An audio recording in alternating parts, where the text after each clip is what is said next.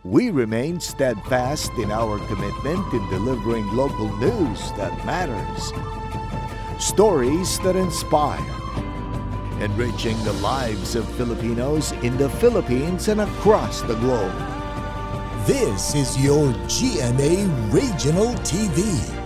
Buong puso para sa Pilipino.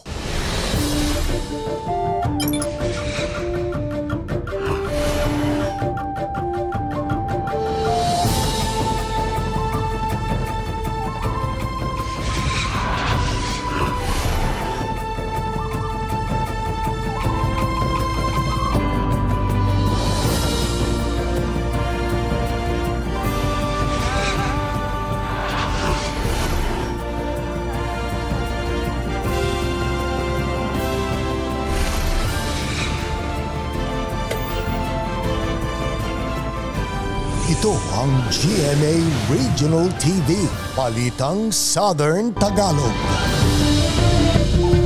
Magandang hapon mga kapuso, narito na ang Balitang Southern Tagalog. Hatid namin ang mga pinakamalaki at pinakahuling balita sa Timog Katagalugan.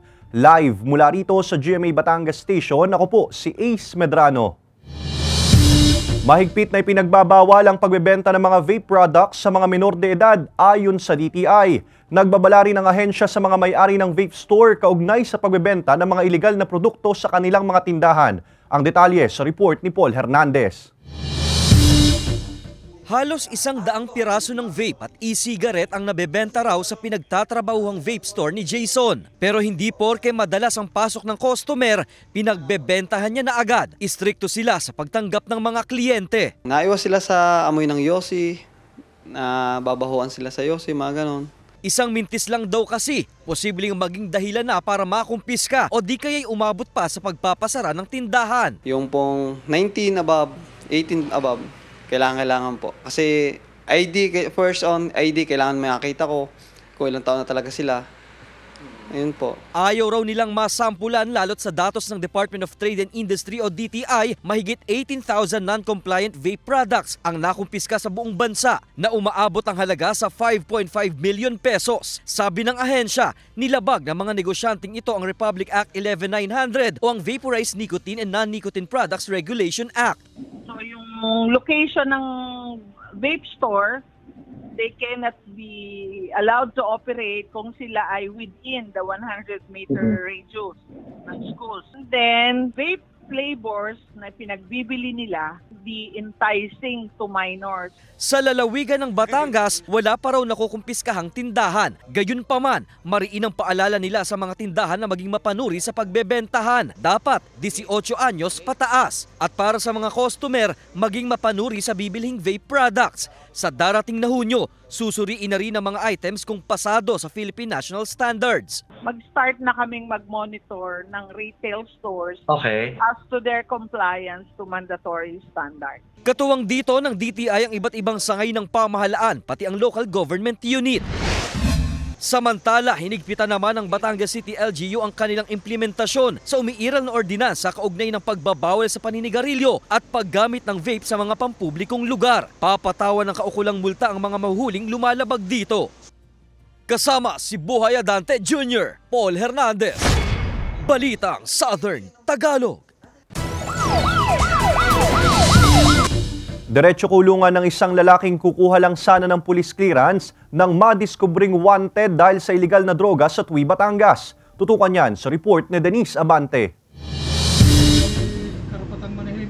Kukuha lang sana ng police clearance ang 33 anyos na lalaking kinilala na si Elton Yor Adiza sa himpilan ng pulisya sa Tui, Batangas, pero sa kulungan ang bagsak niya nang lumabas ang kanyang pangalan sa hit list ng National Police Clearance System. Dito napag-alaman na may kinahaharap na reklamo si Adiza kaugnay sa paglabag sa Republic Act 9165 o ang Comprehensive Dangerous Drugs Act of 2002. Dito na siya inaresto ng pulisya. Yung ating clearance PNCO, immediately conducted verification with regards dun sa pagkatao nitong ating akusado. Lumabas dun sa verification na itong ating akusado at taong kumukuha ng police clearance ay iisang tao.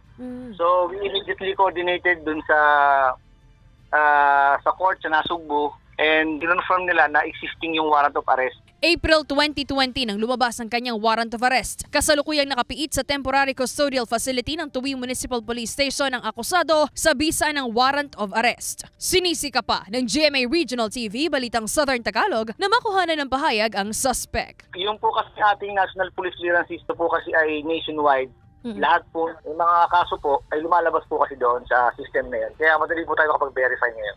Kung kayo po ay alam nyo may mga existing na warrant para po ma-resolve agad yung inyong problema at hindi na po tumagal. Kasama si J. Arman Hares, Denise Abante. Balitang Southern Tagalog. Ikinalungkot ng ilang coffee growers ang mababang produksyon ng kapeng barako sa Lipa City. Isinusulong din ng samahan ang pagpapalakas sa industriya ng kapeng barako sa lungsod. Nagbabalik sa report si Denise Abante. Nasa daang taon na raw ang backyard farm na ito ng 66 anyos na si Mang Antonio sa Barangay Ludlod, Lipa City. Pangunahing nakatanim dito ang kapeng barako bukod pa sa mga kakao at paminta. Pamana ito sa kanya ng kanyang yumaong ama na siya niyang pinalago at ipinambuhay sa 4 na anak.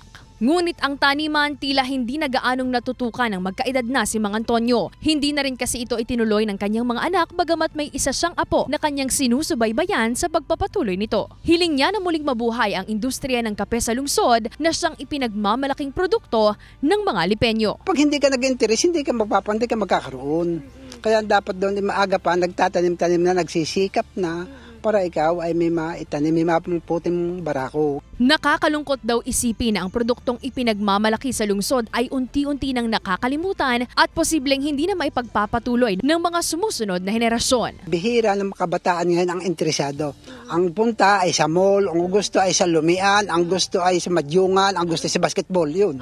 Ang aking palawagan sa gobyerno sa patsang ito ay dapat ay magkaroon ng, kung halimbawa may mga taong interesado ay dapat kanilang masuportahan. Sabi naman ng Lipa City LGU, handa silang tumugon sa hiling ng mga coffee growers upang hindi tuluyang mawala ang kultura at kinagis ng produkto. Tayo naman ngayon ay, kung mapapansin nyo, kahit itong ating City Hall compound, unti-unti kong tinataniman ng kape and binubuhay natin yung mga farmers, may existing tayo mga cooperatives, meron kaming in-order sa kanilang 100,000 seedlings at ipatatanim natin ito sa ating 100,000 na beneficiaries yung tumatanggap ng quarterly allowances and scholars. So, yun ang initial stage. Kailangan muna ng awareness kasi kung 100,000 tao nagtanim ng kape, magkakaroon ng interest. Malaking bagay din daw para sa tindero ng kape na si Densyo na hindi mawala at may pagpatuloy ang pagtatanim ng kapeng barako. Parang wala namang ibang way na pwedeng pagkakalalan ng ang Lipa kundi kape talaga. Kumbaga kawalan talaga. Ang mahirap kasi ngayon, nagkukulan tayo sa supply ng kape kasi nawawala ng suporta ng gobyerno. Tapos ang iba pa, yung mga talbata, kalimitan yung mga gusto madadaling trabaho. Hindi katulad ng mga, pag nawala yung mga matatanda sa una, kumbaga wala na magtutuloy. Kaya minsan, ang produkto ng ating kape dito sa Lipa, parang kumukonti. Kumbaga kumukonti ang supply. May mga nakalatag na raw na programa ang LGU para hindi raw tuluyang mamatay ang coffee industry sa lungsod gaya ng massive tree planting at coffee bean training. Posible raw na simulan ito sa kada barangay sa susunod na buwan. Ito yung mga big groups, yung mga may malalaking lupa ay ating i-encourage na magtanim ng kape na sagot naman actually ng city government ang seedlings. Wala na silang babayaran.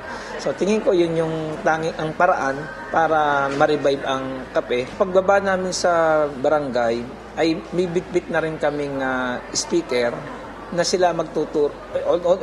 Ipapaalam mo na ang history. Importante kasi may history para mas mag-commit ang tao. Then yung tamang method ng pagtuturo ngayon. Kasama si J. Arman Hares, Denise Abante. Balitang Southern Tagalog. Nagsisimula ng maging mabenta ang mga pampaswerte at mga pagkaing Chinese habang papalapit ang Chinese New Year. Ang pakikisa ng mga Pinoy sa selebrasyon ng Chinese New Year may malalim na dahilan ayon sa isang sociology professor. Alamin yan sa report ni Paul Hernandez. Isang tikoy na pagsasaluhan ng kanilang pamilya ang binili ng nanay ni si Jennifer sa Chinese store na ito sa Batangas City. Kahit pa Pinoy sila, nakaugalian na rin daw na maghanda sa selebrasyon ng Chinese New Year. Nakasanayan lang po at gusto ng mga bata ko. Deklaradong holiday bukas, araw ng Biyernes, kahit sa Sabado pa ang mismong Chinese New Year. Sa tindahan ni Shopee, nagiging mabenta na raw ang iba't ibang Chinese items, gaya ng tikoy na mabibili mula 75 pesos hanggang 300 pesos, Lucky Charms na may 3 for 100 pesos, Chinese candle na 150 hanggang 200 pesos ang presyo, may Chinese fondue na mabibili ng 30 pesos, at wishing paper na 180 pesos ang presyo kada bundle na ginagamit sa handaan. May stick. Alay mo na, ibig sabihin yung babait tao na punta din na tikim ng ulam. Tapos silang sunog ito.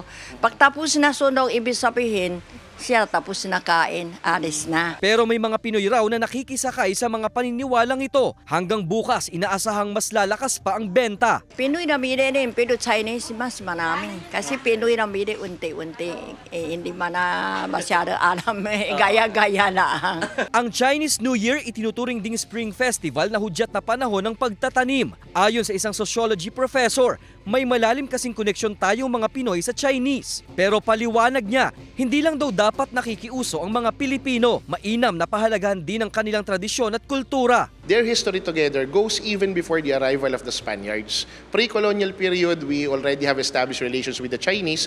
So it's just a commemoration of the, sabi nga, camaraderie between the Chinese and the Filipino people. Kitang-kita raw ang impluwensya ng Chino sa mga Pilipino, mula sa mga pagkaing inihahanda sa bagong taon hanggang sa paggamit ng firecrackers at pailaw.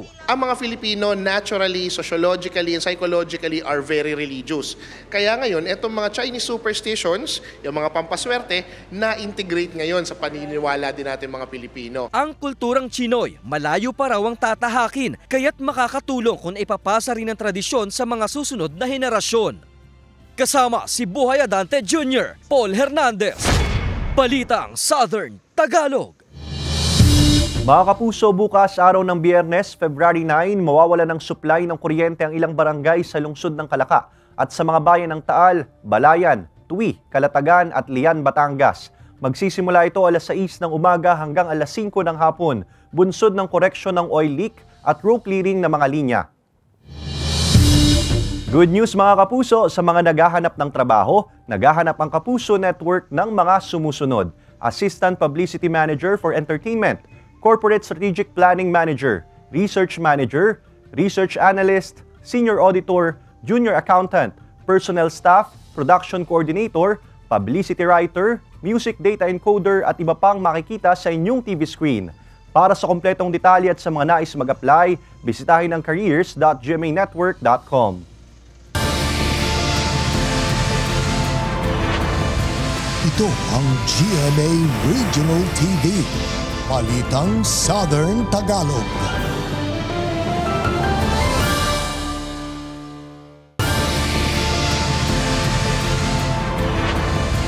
Ito ang GMA Regional TV, Balitang Southern Tagalog. Nagpapatuloy ang pre-registration para sa mga incoming kindergarten, grades 1, 7 at 11 sa mga pampublikong paaralan na magtatagal hanggang February 23. Nagpaalala naman ng DepEd sa mga paaralan na hindi dapat maningil sa early registration program. Para sa detalye, makakasama natin live si Paul Hernandez. Paul?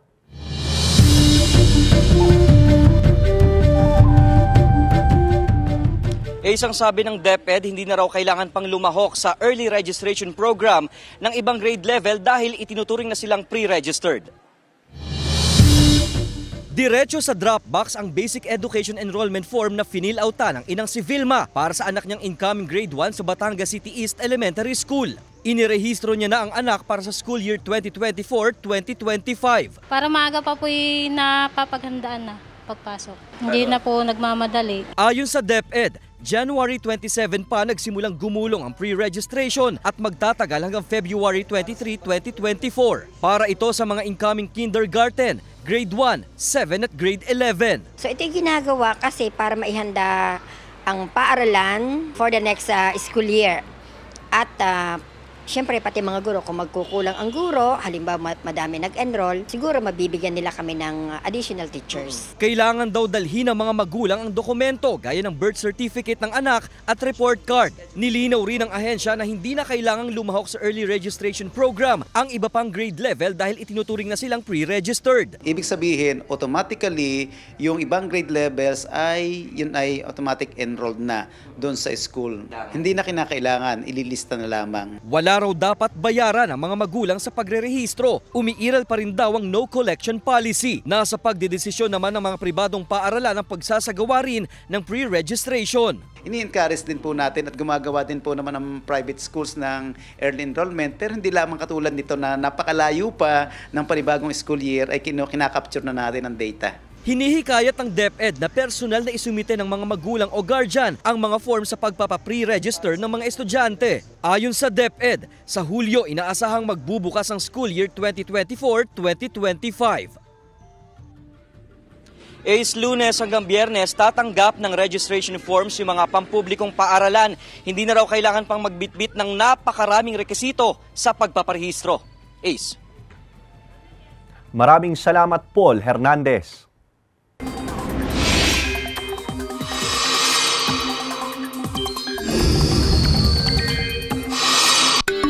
Mga kapuso, patuloy na makaapekto ang easterly sa ilang bahagi ng bansa. Samantala, posibleng masilayan ang Alpha Centauride meteor shower bukas, February 9. Narito ang report. Mga kapuso, nananatiling mahina ang ihip ng amihan kaya mainit na panahon pa rin ang mararanasan sa malaking bahagi ng bansa. Sa may extreme northern Luzon lang umaabot ngayon ang amihan, habang patuloy naman ang pag-iral ng easterlies sa natitirang bahagi ng bansa. Base sa datos ng Metro Weather, may tsansa ng ulan sa Mindoro provinces at Palawan. Posible rin ang ulan sa iba pang bahagi ng bansa, lalo sa Visayas at Mindanao. Samantala, isa na namang meteor shower ang posible nating masilayan. Yan ang Alpha Centauride ayon sa Pag-asa. 12:23 ng madaling araw bukas, masasaksihan ang peak activity ng pagbagsak ng mga bulalakaw. Kung maayos ang panahon at hindi maulap, isang bulalakaw kada oras ang posibleng makita mula sa Metro Manila. Hanggang 6 na bulalakaw naman kada oras kung nasa mga probinsya. Magtatagal ang Alpha Centauride meteor shower hanggang February 20. Ace Medrano, Balitang Southern Tagalog. Mga kapuso, naghahanap ba kayo ng pangregalo ngayong nalalapit na Valentine's Day? Bakit hindi subukan ng crochet donuts na swak daw na panregalo sa araw ng mga puso? Narito ang report ni Denise Abante. Bet mo ba ang regalong pangmatagalan? Hindi gaya ng ipinangako niya sa iyong pagmamahalan, pati na sa inspirasyon na may expiration. Can you spot the difference?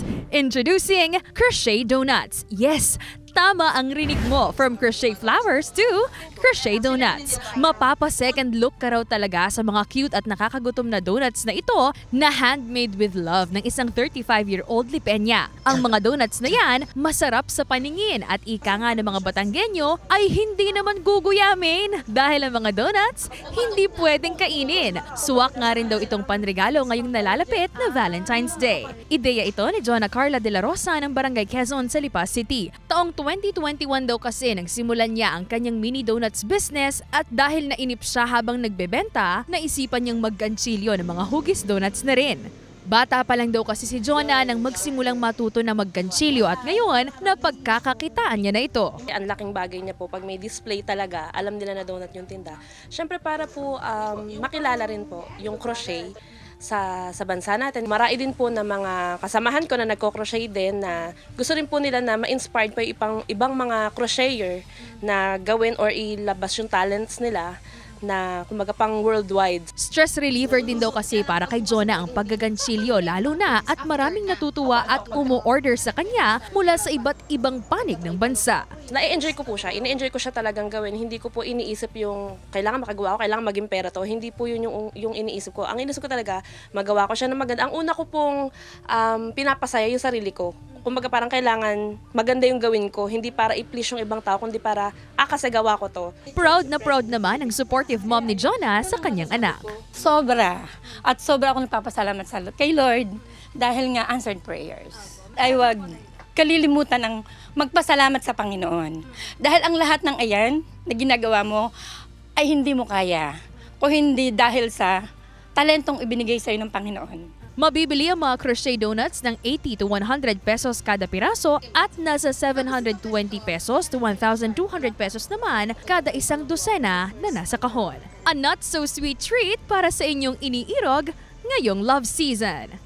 Kasama si J. Arman Hares, Denise Abante, Balitang Southern, Tagalog. Ibinahagi ni asawa ng asawa ko star Jasmine Curtis Smith ang ilan nilang behind-the-scene videos. Samantala sa Love Die Repeat, nauwi sa sagutan ng komprontasyon ng karakter ni Jeneline Mercado at Valin Montenegro. Narito ang report ni Hazel Alviar. Ang eksenang ito nakasalang Leon at Christy, ang mga karakter ni Joem Bascon at Jasmine Curtis Smith sa Asawa ng Asawa Ko, na puno muna ng tawanan bago natapos. Seryoso si Joem pero kalaunay nadala sa natawang si Jasmine hanggang sa maging ang mga miyembro ng kalasag ay natawa na rin. Kasunod ng behind the scene na yan, ipinasilip din ng aktres ang kanyang husay sa pag-asinta ng baril. At pagkatapos ng mga matitinding eksena, hindi syempre mawawala ang kanilang masayang groovy. Samantala matapos ang mainit na komprontasyon ni Angela at Chloe, ang mga karakter ni Jeneline Mercado at Valin Montenegro sa Love Die Repeat, friendship over na kaya sila? Ano kaya ang gagawin ni Bernard? Ang mga tagpo sa Love Die Repeat abangan pagkatapos ng 24 oras. Hazel Alviar, Balitang Southern, Tagalog. Alae! Alae! Alae! Alae! Alae! Alae!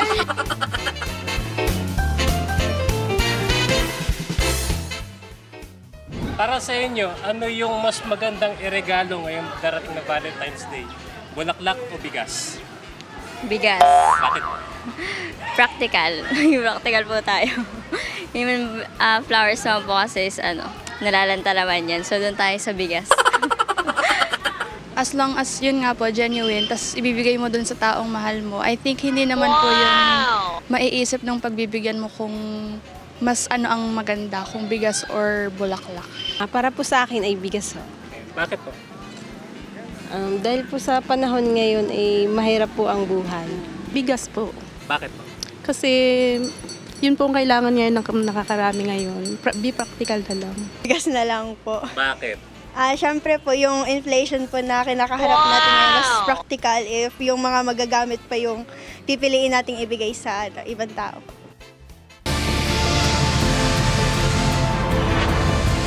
Ito ang GMA Regional TV, Balitang Southern Tagalog.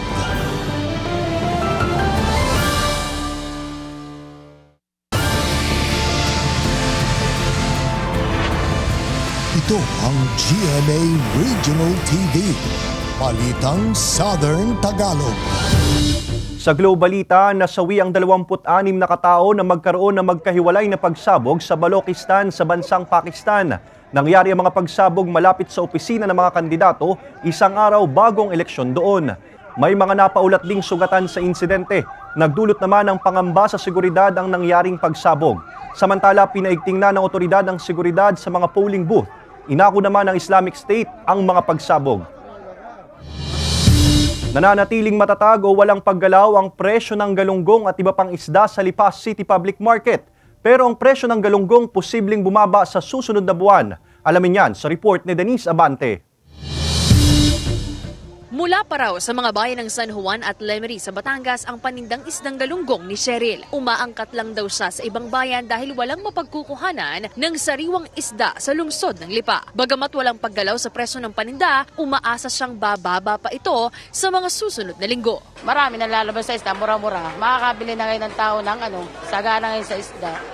Mas magaling yung mababa, para ang tao lahat makakabili. Sa ngayon, nananatili sa 140 to 160 pesos ang kada kilo ng mga frozen na galunggong sa Lipa City Public Market. 260 pesos naman ang sariwa na karaniwan ay mula sa ibang bayan sa Batangas. Walang naitalang paggalaw mula pa noong nakaraang linggo ayon sa pamunuan ng pamilihan. Ang tulingan naman, pumapalo rin sa 140 to 160 pesos kada kilo. Gayon din ang tilapia habang 180 pesos ang per kilo ng bangus. Ayon sa pamunuan ng pamilihan, asahan pa raw ang pagbaba sa presyo ng ilang isda, lalo na ang galunggong sa susunod na buwan. Kasi sa tingin ko malapit na rin matapos yung fish ban.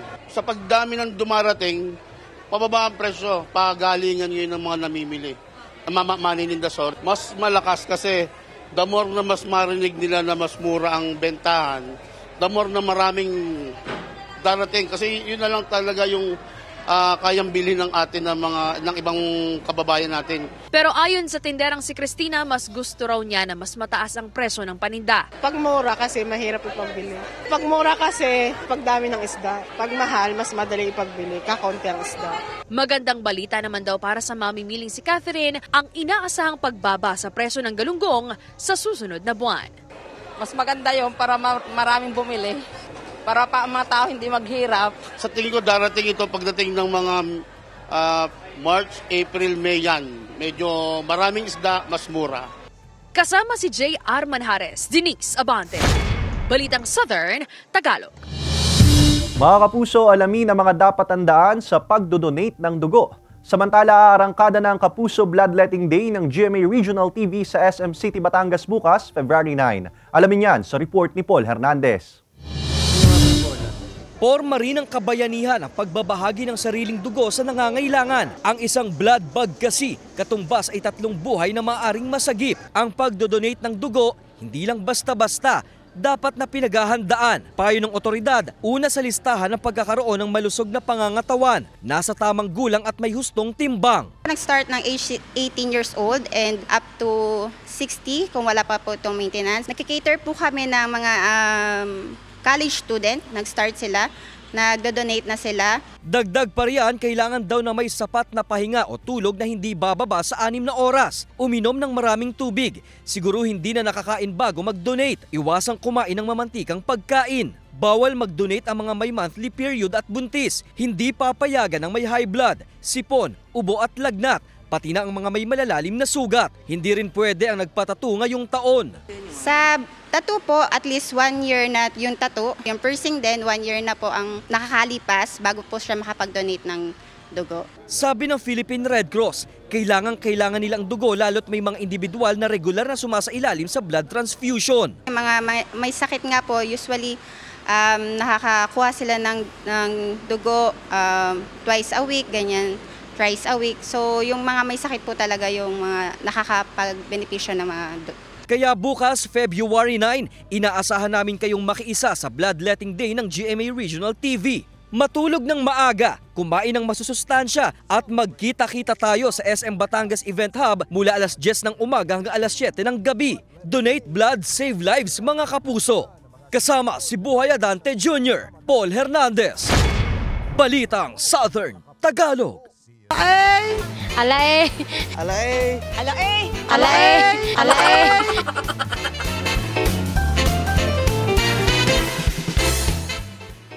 Bigas. Bakit po? Abay, pag ang bulaklak ay pag inalanta, wala na. Natutuyo lang. Yung bigas, mabubusog ka. Oh, bigas. For me po is bigas kasi kung ikukumpara po natin yung price ng bouquet and sa bigas, parang almost same na din po eh. So of course, in being practical, para pong bigas na talaga. Wow! Bigas po. Bakit? Ano po, yun po kasi yung makakain sa dalawa. Siyempre po, bigas po. Unang-una, mas mabubusog ako doon kaysa sa flour. And siyempre kapag flour, nalalanta din po siya, ganun. Hindi sa akin yun, hindi na mahalagang bulaklak. Kasi ang bulaklak naman, marami mabibili dyan sa akin, sa paligid dyan sa atin. Pwedeng bumili dyan. Ang bigas, napaka-importante na yan. O mga kapuso, bukas na ang ating Bloodletting Day sa SM City, Batangas mula 10 a.m. hanggang 7 p.m. Donate blood, save lives. Kita-kits mga kapuso. Samantala, mapapanood nyo po ang episode na ito at iba pa ang pinakahuling lokal na balita sa official website ng GMA Regional TV, www.gmaregionaltv.com. Pwede rin kayong bumisita sa aming official YouTube channel, GMA Regional TV, at i-click ang subscribe button para sa pinakamainit na balita mula sa rehiyon. Dahil sa GMA Regional TV, local news matters. At iyan ang mga pinakamalaki at pinakahuling balita sa Timog Katagalugan. Maraming salamat sa pagsama sa amin, pati na ang mga kapuso sa ibang bansa na tumutok sa mga balita sa rehiyon. Kami, ang GMA Regional TV Balitang Southern Tagalog, buong puwersa para sa mas malaking misyon at mas malawak na paglilingkod sa bayan.